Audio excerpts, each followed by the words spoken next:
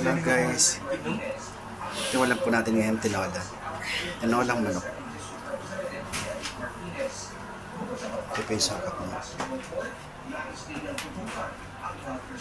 Napalata mo itong papaya. Wait lang, i-vlog ko muna. So alam nyo na yung mga pinapagawa ng world class facilities po, particularly yung mga pwede na.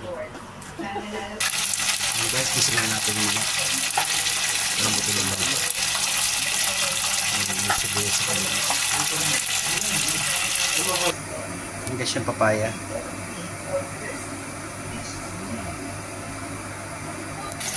Guys, medyo malambot na siya. Hindi natin yung sabaw.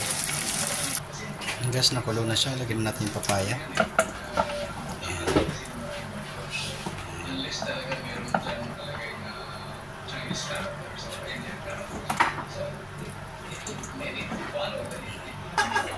Ayan yung kulitis. Ayan yung kangkong. Okay guys, nakulo na siya. Mamit konti, lagyan natin gulay. Ayan yung kangkong. Ayan yung kulitis guys. Ayan na guys, luto na siya. Ayan yung tinola. Tinolang manok. Ayan guys, okay na. Ayan guys, kain tayo.